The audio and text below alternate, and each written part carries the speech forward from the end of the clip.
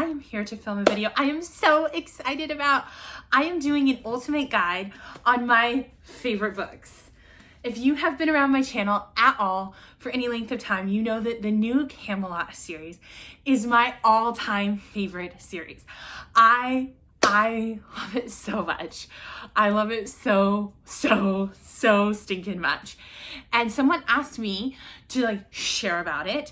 And someone asked me to explain why I love it, what I like about it, what I don't like about it, which is very little. There's not much that I don't like about it. And to just kind of share about it on my channel.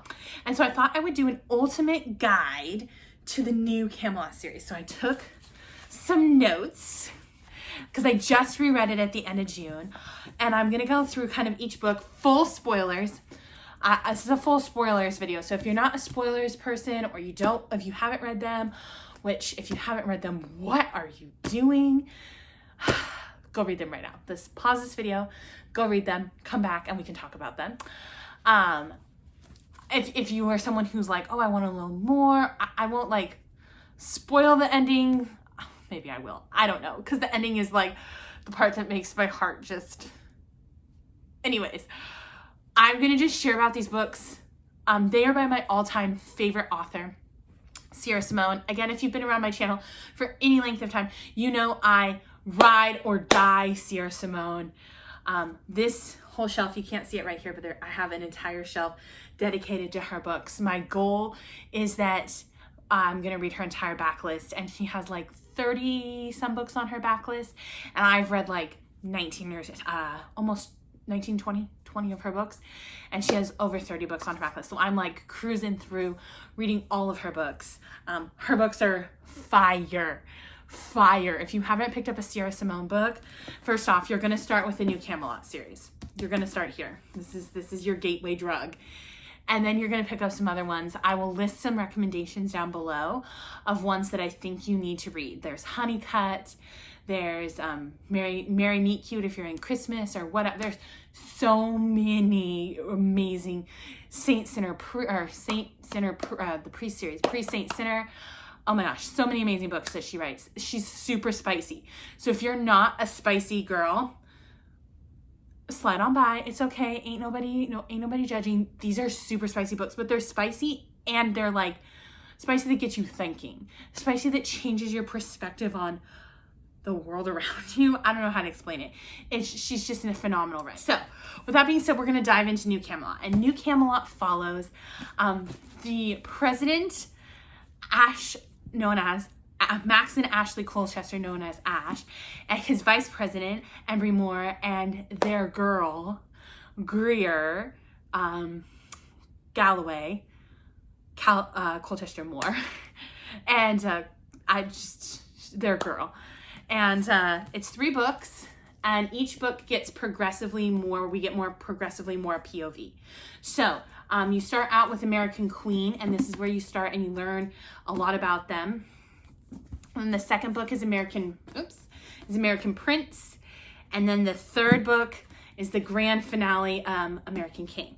I will tell you that this book is really great. This book won't break your heart. This book will just give you a dabble of heartbreak. You'll be like, oh, it's not too bad. These 2 books will break your heart, rip your heart out of your chest. You will need open heart surgery. This one breaks it. This one, you need open heart surgery. Okay? This one just you have a little heart palpitation. Broken heart surgery. That's how this series goes. And by the time you're done, somehow your heart is kind of pieced back together again. I don't think my heart has ever been the same since I read these books. When people talk about a book that completely changes their life, or a book series that completely changes their lives, this is this series for me. So I took some notes a little bit on each book to share with you a little bit about what happens in each book, who we meet in each book, why each person is important. So I thought I would go with this. So the first book is American Queen. It's in 2 parts. The first part is young Greer. The second part is old Greer, but it's kind of all mixed together. And we meet all of the main characters in this book. The first part is Greer as the princess. The second part is Greer as the queen. In the sense that was kind of, we're following this royalty idea, king, prince, queen idea. And it is one POV. We're only getting things in this book from Greer's POV. This book, all of this series does some time hopping through different timelines and time genres. At first, it was a little bit hard for me to follow, but once I figured out where we were and the time hopping, and Sierra Simone does a really good job of explaining that we're in the now, we're in the present, we're in the past, where we are, so you can kind of track this. This hops through 3 different timelines. We start in the now, we go back 10 years, and then we go back 5 years. And we hop between those 3 different timelines. And the things that happen now are really important. And the things that happened 10 years ago when she first met Ash. And the things that happened 5 years ago when she met Ash again. And then when she first meets Embry. And then the things that are happening now when she's with them present. So those are kind of the 3 timelines that we see in this. All of the main characters we meet here, we see Ash, we see Embry, we see Greer, we see Abilene, we see Morgan, we see Merlin, and we see all of them.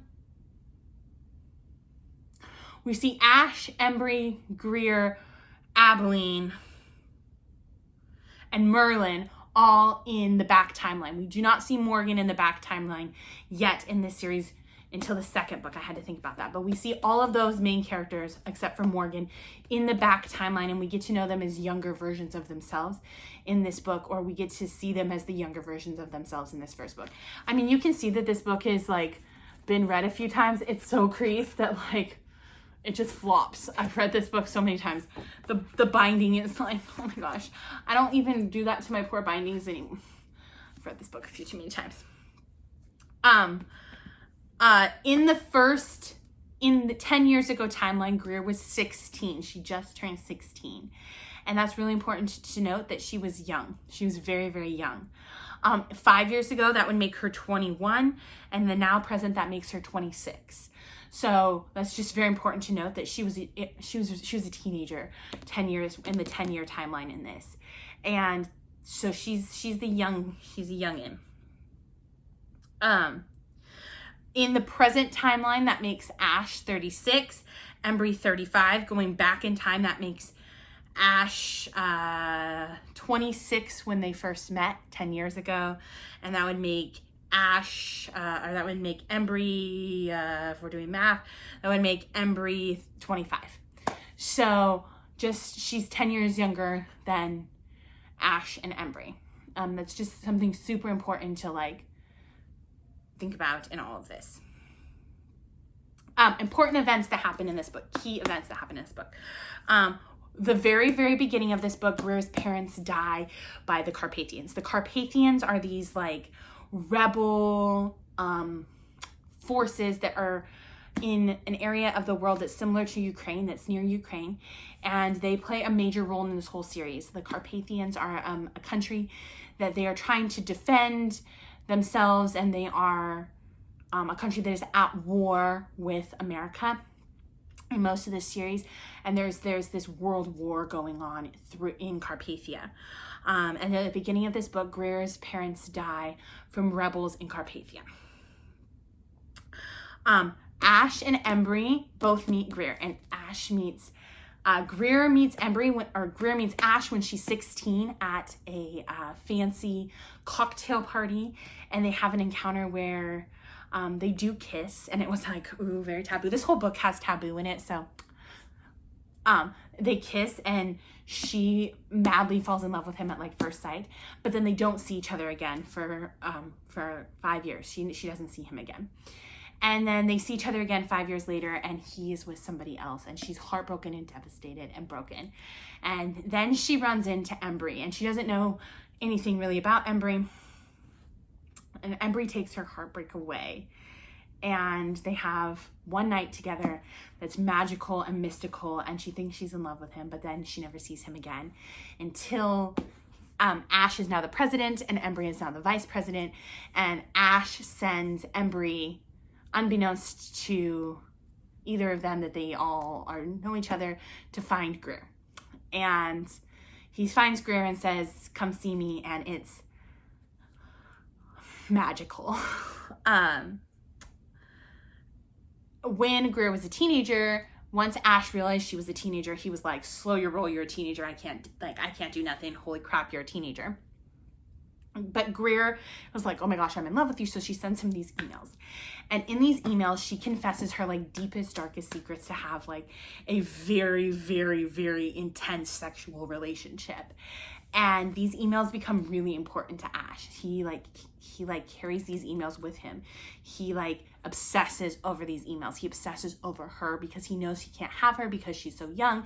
He knows he can't like do anything with her. He obsesses over these emails. And in these emails, she confesses to him all the dirty things she wants to do, but he never replies. He never does anything back because he knows she's so young, and he knows he's got these moral, upstanding like rules about himself. He doesn't, but he like in his head sees this beautiful young girl that he wants, and he doesn't want to do anything bad. And he obsesses over these emails. And in these emails, she like confesses her darkest secrets. And so Embry goes to fetch Greer. Ash doesn't know that Embry slept with Greer. It's a whole thing. Along the way, we find out that Ash is a dom. And Greer is all into that. She's like, all in. Let's go. Let's play. I've never done anything like this before, except with Embry. Embry took my virginity. Oh, Embry took her virginity. Embry took my virginity. She doesn't really tell Ash that. There's this whole thing. Ash is a dom, and Ash and Greer go down the path of having a dom and sub relationship that is intense and hot, and holy crap, so like Sierra Simone writes, sexy scene like nobody's business. And they go down that relationship. They go down that path. And as they go down that path, we explore their relationship. We explore Ash as the president. We explore all kinds of great things. We go to a state dinner. We explore the dynamic of the fact that Greer has slept with Embry, but she hasn't told Ash, and Ash this. And then we find out that there's a secret going on between Ash and Embry, because Ash and Embry are actually lovers. And it's a whole hot mess express in the best ways possible. And it collides because we realize that they all love each other. And it's become a love puddle. And they don't know what to do about it. And they're like, what the crap do we do about this? And everything kind of comes to a head on Christmas Eve when Ash asks Greer to marry him. And she says yes. And later that night, she sneaks out to go get something to eat because Ash was working, and she kind of walks in on Ash kissing Embry, and she's like, what the fuck? And it's a whole mess, and it gets even worse. And she realizes that they all love each other, and it's kind of a love puddle situation. And they're all trying to navigate it, and they're all trying to figure it out. But then they go to this, so they're all trying to navigate their feelings. They're all trying to navigate everything. There's this mess. There's this angst going on. And then they go to a state dinner with Carpathia, because Carpathia is, again, this country that's at war, and the president is trying to prevent war, and all of this stuff is happening. And in Carpathia, the president of Carpathia makes it very clear that he is a creepy horn dog, and he wants to do dirty things to Greer. And both Ash and Embry are like, don't touch our woman. And he's like, I'm a creepy horn dog, and I'm also like just a horrible human being, like the scum of the earth type of human being. And while they're dancing, some shit goes down, and Embry and Ash both kind of freak out. And we learn a lot about a lot of things, and some bad things happen. We first learn that the president of Carpathia is a creepy, creepy dude, a very, very bad dude. And two, after the president of Carpathia leaves, we learn a lot about we learn about Ash and Embry, and we learn about their love, and we learn about their history, and we learn about all these things. And so that's a really, really important scene in the book. So then we get to the wedding, where kind of everything shifts, and Greer and Ash do get married, and we're thinking, oh my gosh, poor freaking Embry. And if you know anything about my channel, and you know anything about me, you know that I love Embry Moore. You know that I stan Embry Moore. You know that Embry Moore is my favorite book boyfriend. He is the most superior book boyfriend. No one will ever top Embry Moore. God bless Embry Moore. And so, what the heck? Well, they end up inviting Embry to come to their honeymoon suite, and they end up making this promise, the three of them, that they will be a three. a three-sided triangle that will love each other with their whole hearts forever. And then we have the most sexy, best, hands down, best sex scene I've ever read in a book. Straight up, cannot top it. Scene ever. Can't. The wedding night scene in American Queen, I have never read anything as good as it. Point blank. Boom. Done. Boom. Done. Best. Yeah. Yeah. And then we get to American Prince. And American Prince picks up pretty much, this ends with a major cliffhanger. Spoiler alert, she's kidnapped. This picks up immediately where that book left off. And we start to learn about Ash and Embry's relationship.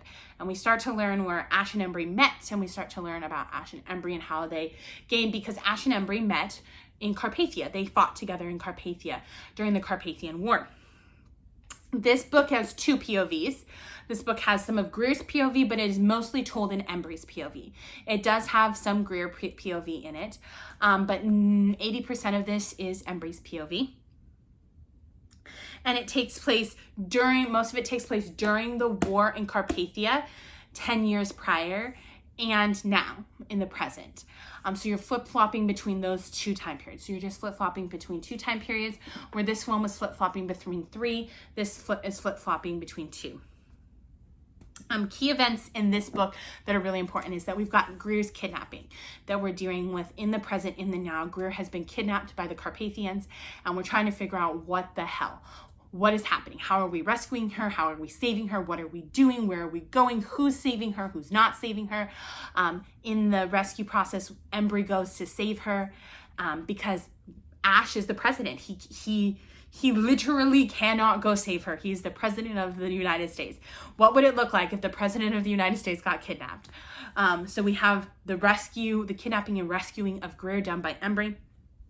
And that whole thing is so freaking intense. We have a really, really dark, intense scene that happens while Embry is rescuing Greer that's super dark. The other thing that happens in this book that is the majority of this book is you watch Embry and Ash fall in love. And I cannot express to you how heart-wrenchingly beautiful that is. Like, Embry and Ash's love is just heartbreakingly beautiful. Like, it is like my heart hurts talking about it, because their love is so... Embry is the type of character and the type of book boyfriend that, like, he is always willing to do anything to protect those around him, even sacrificing everything of himself for people. And time again, he sacrifices himself for Ash, and Ash doesn't know. Time and time again, he sacrifices himself, his career, his family, his life, his things, so that Ash can be successful, and Ash doesn't even know. Ash doesn't know the sacrifices that he's making, and Ash always thinks that Embry is being selfish, but Embry is just being sacrificial love coming from a place of trying to do what's best for the person that you love. And at times you just want to be like, Embry, but I love it. So you get to watch them fall in love. You get to watch them from when they meet in the army to them kind of trying to navigate, does he like me? Does he not like me? Is he an asshole? Is he not an asshole? To falling in love. Along the way, though, an important event happens. Ash, Embry, and Embry's stepsister, Morgan, go to Prague. And in Prague, Ash sleeps with Morgan, who also happens to be his stepsister. But at the time, they don't know. They don't know this. They have no idea that this is happening. And Morgan happens to be a dom. And she teaches Ash how to be a dom. And she teaches Ash all the things about dom submissive relationships. And they sleep together at one time in Prague. And, well, lots of times, for one weekend in Prague, they have like a weekend fest in Prague. And it's hot and it's heavy and it's a lot. And Embry gets extremely jealous because he's falling in love with Ash. Morgan teaches Ash how to be a dom. And unfortunately, a little baby named Lear is conceived. And Lear plays a major role in this book because Morgan finds out she's pregnant and she comes back to tell Ash all about this, that she's pregnant. And when she comes back, Ash is like super focused on war because they're in the middle of war. And Morgan ends up trying to be there. And she's like, I just need to talk to you. I just need to talk to you. But he's in like, I really actually like your brother, and I'm in war zone and I don't really want to talk to you, and sorry. And she ends up going to this community called Glyne. And while she's in Glyne, Glyne is bombed. Glyne is set on fire and she almost dies in Glyne, which becomes a major battle zone in the war and a place where Ash ends up, his leadership skills come into test, and he ends up feeling like he fails because major things happen.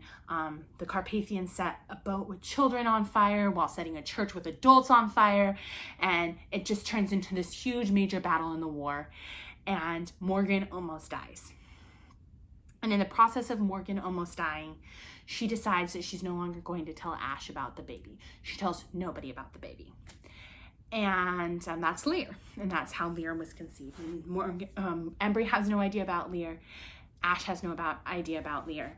And Lear was this Prague baby that nobody knew about. And Glyne becomes the place where Morgan gets this like angst from. She almost died in Glyne because Maxon was new and a soldier and just a lieutenant who didn't have a lot of resources and didn't really know how to handle himself, and was trying to navigate a lot in a war situation. And because of that, people died, and he was trying to decide a lot of things. And it's a very, very, very, very intense scene in the book where I cried. I cried so much because it was so much happening, and it was just very impactful scene in the book. So as this is all happening, we flash forward back to Greer's been rescued. We have a really, really amazing scene where they're all reunited, and the three of them, Ash, Embry, and Greer, are together, and we see that they are trying really hard to be this three, and they really do want to love each other, and they really do want to be together. And Embry really does love Ash, and Ash really does love Embry, and Embry loves Greer, and Greer loves Embry, and Greer loves Ash, and they're just this love puddle. They're just this beautiful, wonderful love puddle, and they want to love each other as a three so badly and so wonderfully. And they leave their little honeymoon nest, and while they're there, Abilene, Greer's cousin, who we met in the first book, she finds out about Lear, and she starts mailing Embry and Morgan about Lear. And so Embry, feeling again, like I said earlier, he's so protective. He's so protective of Ash. He's so protective of Greer. He's so protective of everything. He feels like he needs to protect Ash, and he feels like he needs to protect Greer. So he starts getting this like conscious thing going, and at the same time the Carpathians are still coming for Greer. They're still coming for Greer in lots of different ways. Lots of different things start happening. They start trying to attack her. They start trying to hack her. They start trying to come for her family members. They start trying to do all these things, and Embry's conscience gets the best of him, and he decides that he needs to resign from his role as vice president to protect Greer. Along the way, Abilene does some shady shit, because Abilene is #the worst. The worst. I know. Rewind. 2018 is calling hashtags. And she gets Embry. Her and Embry have a moment that is, she drugs Embry and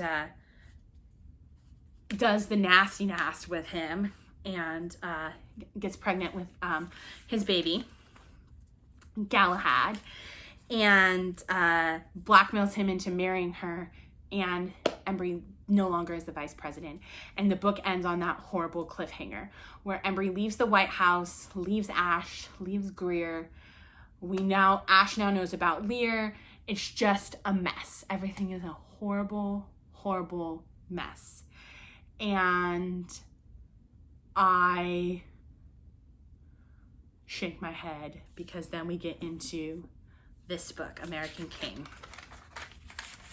Like I said, this was a heart attack, heartbreak.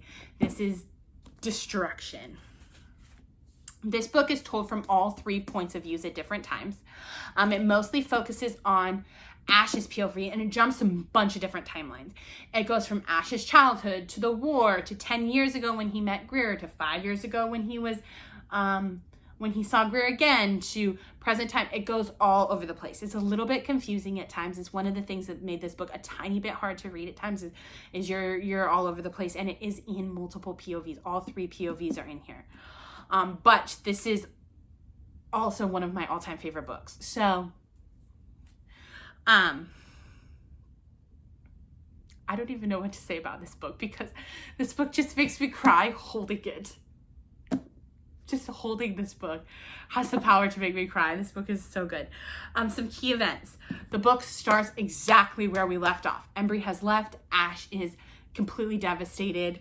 Embry has left him. He's been with Embry for 15 years. They've been on and off again dating. He's been his running partner through all of the things. He can't even imagine life without Embry. And now he's found out he has a son from this woman who is his sister. It's a whole mess. And Greer is not with him from some circumstances going on. And we spend several chapters in the fallout of Embry leaving the White House to run against him as president, and kind of the fallout of all of that, and the fallout of what's happening with with that, and the fallout of just Abilene blackmailing him and the baby and all of that.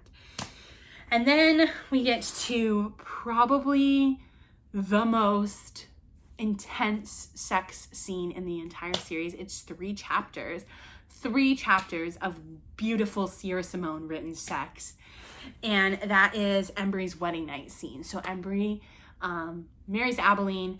Abilene and him have this lavish wedding, and he's like, screw this, I'm not actually sleeping with you because you're the freaking devil. And she's like, oh, okay. And they like go separate rooms, and while on his own way to his room, one of the president's aides is like, hey, by the way, Ash and Greer are like waiting for you. And they have a wedding night for Embry because they didn't want Embry to be alone on his wedding night. And it's just, it's such a beautiful scene. It's 3 chapters.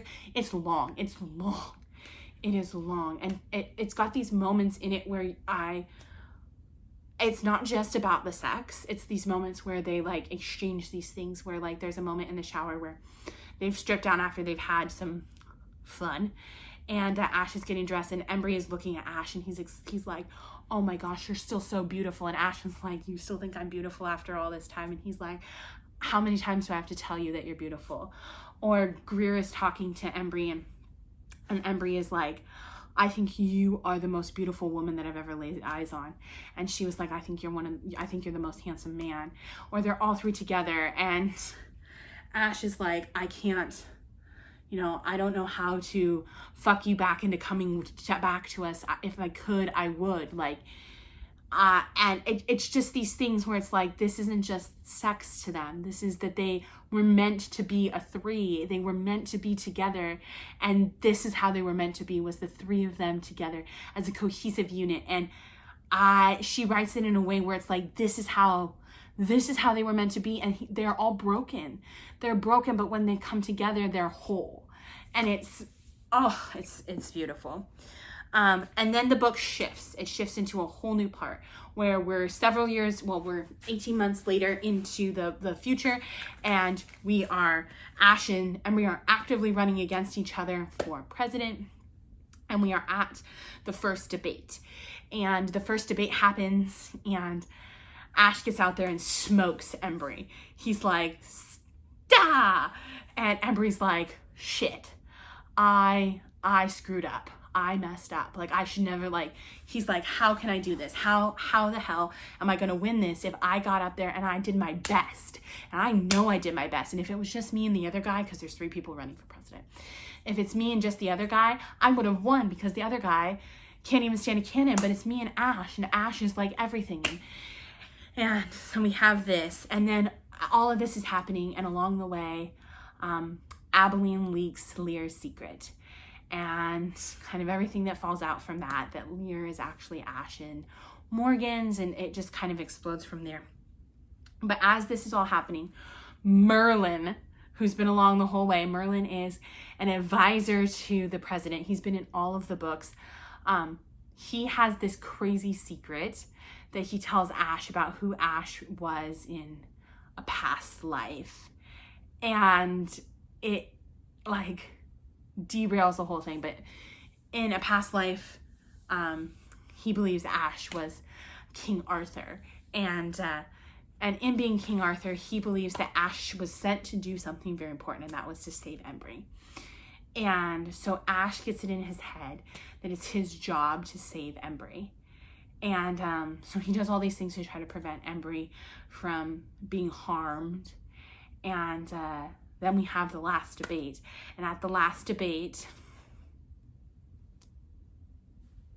I'm gonna cry. At the last debate, Ash lays down his life to save Embry. And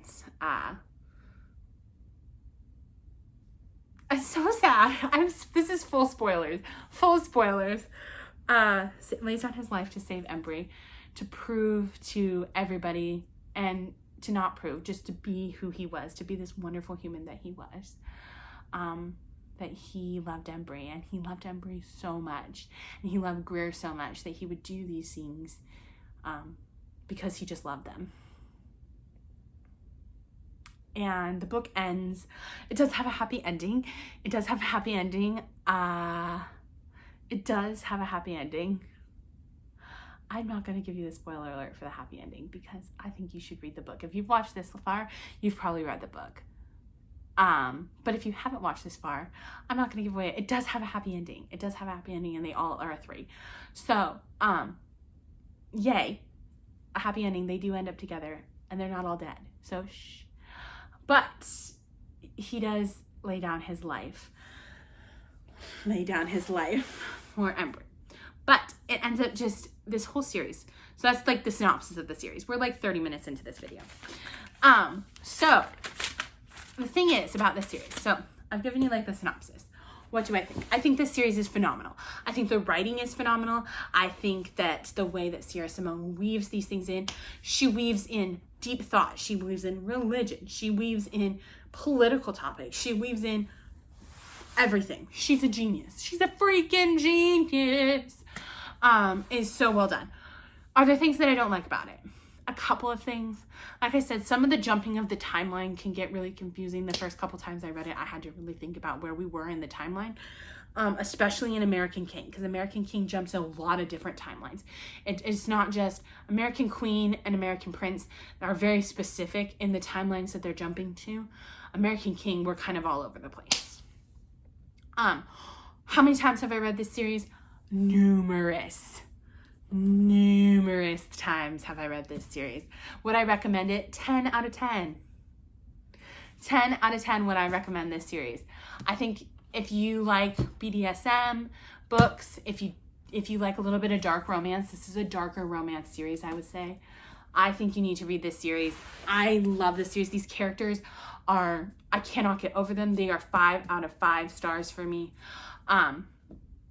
I have very little bad to say about this series, but someone wanted to know, like, what it's about. What do you think? Because the description on Amazon sucks. They're just like, hey, it's the first lady, the vice president, and the president. And then I was like, oh, and then I read it the first time and I was like, no, Amazon, your descriptions are ridiculously inaccurate. So, this is my 30-minute description of these with full spoilers. But, why did I resonate with them? I think I resonated with them so much because the heroine in there, it's love. It's just the fact that they love each other so freaking much. I can't even explain it. The way that they love each other is all so wonderful. Like the way Greer loves Ash is different than the way she loves Embry, is different than the way that Ash and Embry love each other. And the amount of love that is shown in these books is breathtaking, and it's just so good. And these characters are so well written. You will hate Abilene, I guarantee it. And if you don't, we can't be friends. Yeah, I think you need to read these books. Leave a comment if you've read these books. Leave a comment if you watched all the way through. Thank you. 5 stars for you. Pat on the back. This is a really long video. You did a thing. You did the thing. So, anyways, till next time, friends. Bye-bye.